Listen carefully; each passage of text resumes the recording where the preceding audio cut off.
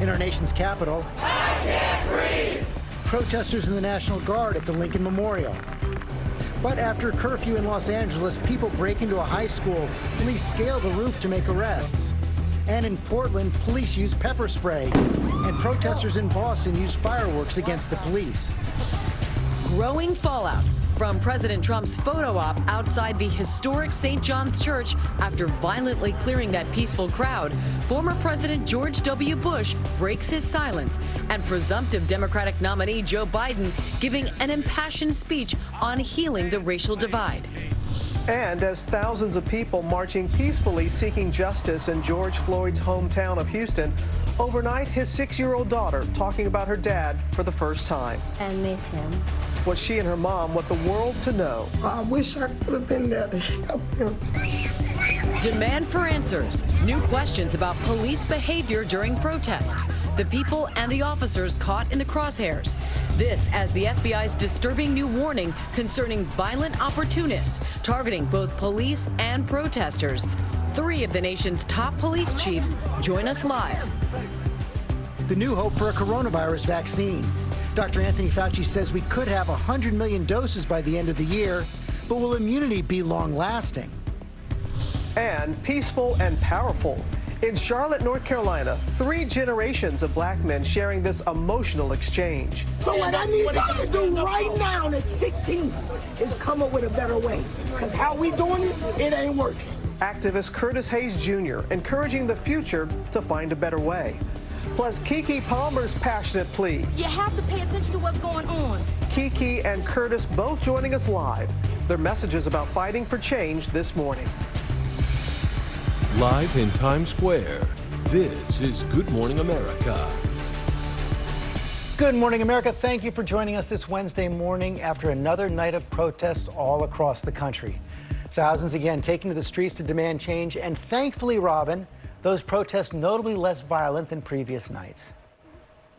Most of them were very peaceful last night. You're right about that, George. People banding together in dozens of cities, big and small. And as we said, in George Floyd's beloved hometown of Houston, 60,000 peacefully marching in his honor there, Amy. And Robin, take a look at this scene from the National Mall in Washington, D.C. Police and the National Guard positioned there at the Lincoln Memorial. Quite a sight right there. And in New York, a remarkable sign of solidarity, a more hopeful one. Doctors and healthcare workers who have been applauded for their courage during the coronavirus outbreak used the 7 p.m. cheer to kneel in support of protesters and victims of police violence. And Robin, I love what that says. You cheer for us, we kneel for you. That was a moment. You're right about that, George. We're going to continue now our coverage there in New York City, where police and massive group of protesters faced off on the Manhattan Bridge. Stephanie Ramos is there on the bridge with the latest. Good morning, Stephanie. Robin, good morning. It is a much more different scene this morning. There were still large crowds out past the 8 o'clock curfew, but so much more peaceful overnight here in New York City after police were criticized for how they handled looting the last few days. Overnight in New York City, a face-off on the Manhattan Bridge. Police enforcing the new 8 o'clock curfew, closing both ends of the bridge with a massive group trapped in between. The group of about 5,000 marchers eventually allowed to peacefully cross back into Brooklyn without incident. As night fell across the country, protesters once again defying curfews, more than a week after George Floyd was killed while being arrested by Minneapolis police. They're moving in with pepper spray. Pepper spray shot into crowds in Boston and in Portland. In Seattle, a state trooper overheard prepping his fellow officers for a clash. Large crowds assembling in the street, encountering a thin line of officers. Throughout the night in Los Angeles, police making arrests, including at this high school, where a large unruly group had broken in. Police scaling the roof to make arrests. But after days of images of cities on fire, violent clashes between police and protesters, there were calls for calm amid protesters. Dozens of peaceful protests around the country Tuesday. In New York City, protesters walking with their hands up, some paying their respects at a silent vigil blocks away from the home of the city's mayor. In Los Angeles, a large group of protesters bringing their demonstration to Mayor Garcetti's front steps. Garcetti greeting the protesters and taking a knee. That same day, holding a press conference where he invited a young black teen to voice his concerns. In Minneapolis, organizers hoping to bring attention to the policing of black communities, conducting a sit-in on the Capitol steps in St. Paul. The message here for us is we're trying to bring peace, harmony, and love in this area right here. And in Houston, George Floyd's hometown, more than 60,000 people coming together, marching alongside his family and friends. It's a beautiful moment. We're making George proud. This is George's family here. We're making them proud to show how many people love George. The 8 long days of unrest weighing heavy in an already grieving Houston. And the NYPD made about 280 arrests overnight, a much more lower tally than previous nights. But I got to tell you, throughout the day yesterday, I spoke to so many demonstrators that said they just wanted to get their message out there, their message of solidarity, peace, fighting for injustices. And they wanted to do that without the violence and without the looting. We got much closer to that yesterday. Thank goodness there was less. Okay, Stephanie, thanks very much. We're going to the White House now, where President Trump spent the night and the early hours of this morning firing back at his critics as thousands of protesters defying a curfew gathered near the White House. More Republicans questioned his leadership in this crisis, and Democratic candidate Joe Biden accused Trump of turning the country into a battlefield. Our senior White House correspondent Cecilia Vega is tracking all the latest. Good morning, Cecilia. Hey, George, good morning to you. A remarkable more than 30 tweets and counting so far this morning alone from the president. But he is now saying that he's done more for black people in this country than any president since Abe Lincoln. And this is now growing fallout, as you mentioned, over his administration's move to forcefully clear out those protesters to make way for that presidential photo op. Overnight at the Lincoln Memorial, When is the change going to come? protesters and the National Guard coming face to face. And outside the White House, I can't breathe. It was still a calmer scene than a day earlier, after authorities forcefully removed those peaceful protesters to make way for that presidential photo op outside historic St. John's Church. Sources telling ABC News that Attorney General Bill Barr, seen behind the police line just before authorities moved in, personally directed them to clear the crowd. And Defense Secretary Mark Esper, who was also pictured with the president, now claiming he had no idea about plans to disperse those protesters and was given no notice before the president led him to the church. Now this morning, the growing fallout. The former chairman of the Joint Chiefs, Admiral Mike Mullen, calling it a stunt and saying he was sickened and that President Trump, quote, laid bare his disdain for the rights of peaceful protests in this country. Former President George W. Bush also speaking out in support of protesters, saying it remains a shocking failure that many African Americans, especially young African American men, are harassed and threatened in their own country. It is a strength when protesters, protected by responsible law enforcement, march for a better future. Now, with Election Day exactly 5 months away, President Trump is on Twitter claiming he has, quote, done more for the black community than any president since Abraham Lincoln. While the presumptive Democratic nominee, Joe Biden, was in Philadelphia, he blasted President Trump for that photo op posing with the Bible. I just wish he opened it once in a while, instead of brandishing it. If he opened it, he could have learned something. And he called George Floyd's death a wake-up call for the nation. But I promise you this, I won't traffic in fear and division. I won't fan the flames of hate. Now, Biden is expected to attend George Floyd's funeral in Houston next week. Meantime, a new poll out says that more than half, 53% of Americans believe race relations in this country have gotten worse, George, under President Trump. And Cecilia, among those dozens of tweets the president sent out overnight, his official announcement that the Republican National Convention will be moved from Charlotte, North Carolina. This is in response to the Democratic governor saying he can't guarantee that they can safely gather in that arena. Yeah, exactly. This is a big one. The president wants that made-for-TV moment. They want 19,000 supporters packed into that convention hall in North Carolina. But you said it, the Democratic governor there says he can't guarantee that that's going to happen, given we are still in the middle of a pandemic. So the president is tweeting, saying that he's looking for a new host. George states are already stepping up. Georgia, Texas, Florida, among them, saying they will volunteer. But it's unclear how this is going to be pulled off. You know this. These conventions, they take years to plan. So I'm not sure yet how they're going to pull this off. If they have to contracts as well. Okay, Cecilia Vega, thanks very much. Amy? Well, George, now to outrage going global as the protest movement spreads to cities around the world, from Paris to Sydney. Thousands marching in solidarity with protesters here in the U.S.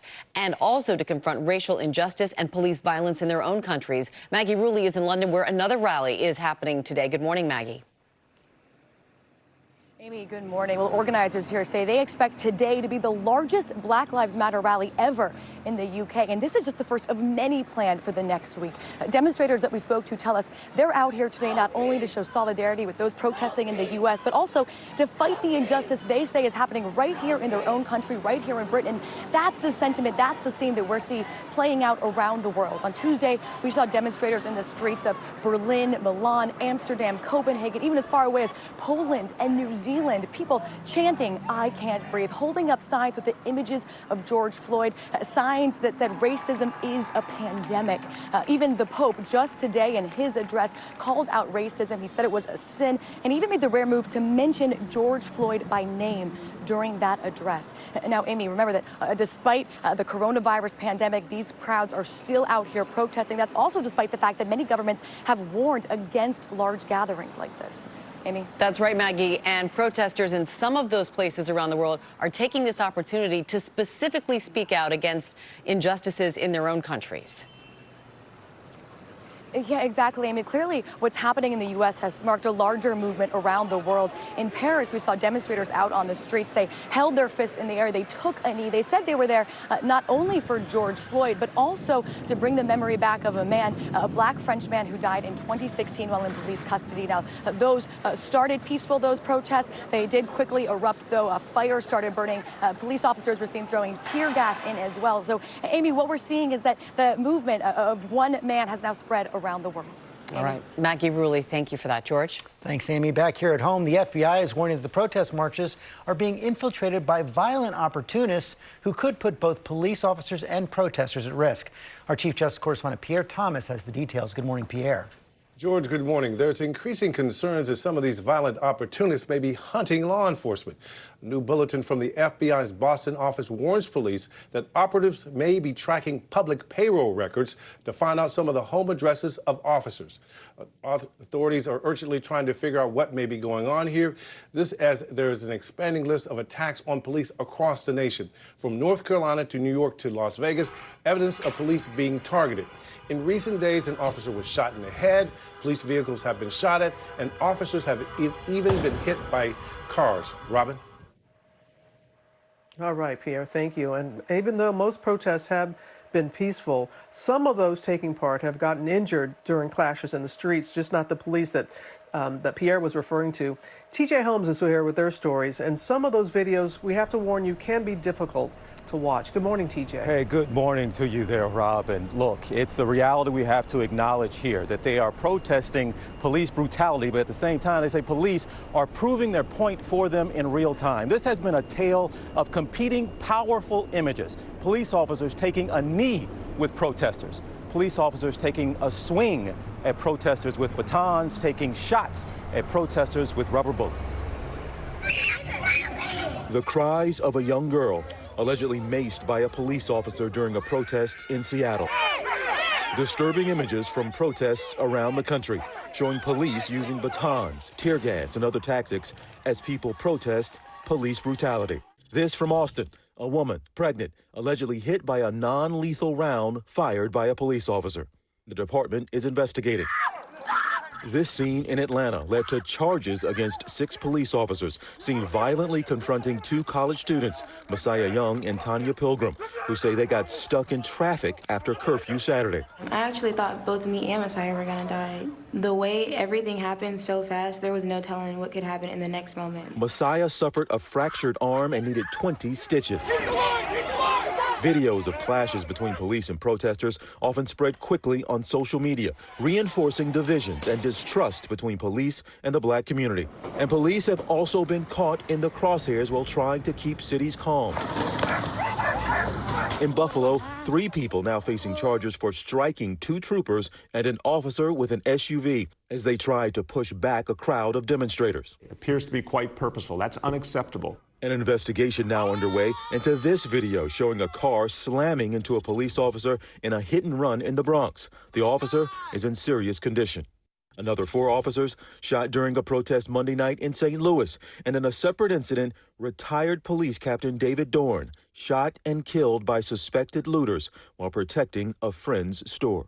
This morning, we spoke to the captain's daughter. He really tried to make a difference. So I would just want him to be remembered as that person in the community that tried to go above and beyond. And over the weekend, here in New York, there were reportedly more complaints during protests against the NYPD than there were in the entire previous month. Now, I think everyone acknowledges, Robach, that police here have a very difficult task, and the conversation needs to be had. It's just difficult maybe to have when one side is wearing riot gear. Yeah, it is difficult all around. TJ, thank you very much. Well, now to breaking news overnight on the development of the COVID-19 vaccine from Dr. Anthony Fauci, with some words of caution about whether it will be effective in the long term as cases around the world top 6.3 million with at least 380,000 deaths. I'm concerned a little bit more about with the durability of response than I am about whether you're going to get a protective response. Because if you look at the duration of protection, when you recover from one of the several benign coronaviruses that cause the common cold, the durability of protection is only measured, in a year or less. And our Dr. Jen Ashton joins us now. So, Dr. Ashton, what do you make of Dr. Fauci's concerns? Well, Amy, this is a perfect example about how science works. It's not all or none, but 3 issues he's speaking to about concern. 1, durability, how long that immune protection will last. Other coronaviruses tend to hover around a year, so that's a factor. The second factor is ironic. As we go into phase 3 clinical trials where we need to test 30,000 people, if the natural rate of this virus in the community or in the population goes down, it makes it more difficult to test 30,000 people. And lastly, for some historical perspective here, Amy, there has never been a coronavirus developed for humans, and the previous fastest time record to development for any vaccine, 4 years. Wow, that is a staggering difference between less than a year. Dr. Jen, thank you so much as always. And we are following a lot of other headlines this morning, including George Floyd's 6-year-old daughter, Gianna, talking about her father for the first time, what this little girl and her mother want us all to know about her dad. And 3 of America's top police chiefs are going to join us live with their perspective on this crisis that is rocking the country's cities. Right now, let's go to Ginger. George, we've got violent storms headed to us. Yes, New York City to Philadelphia, all the way down into the mid-Atlantic. And it's all coming from the same system that had some energy peak in some of the winds in Minnesota from 60 to 70 miles per hour, certainly some hail. But today, there are a couple of rounds. There's one from noon to 2-ish, and there's another around 6 p.m. Unless you're farther west, Scranton, you're going to have it a little earlier.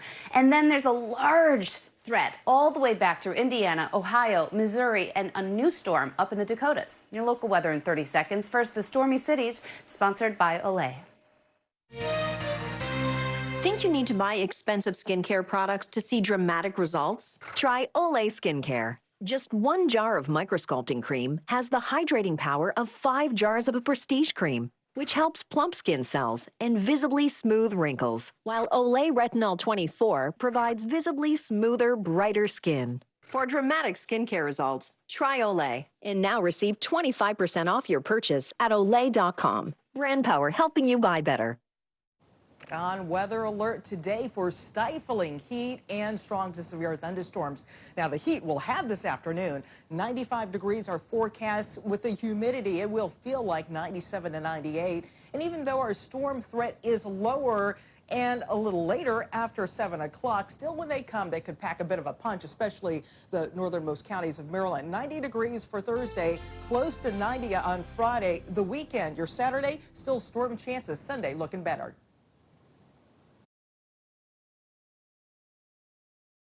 Police chiefs.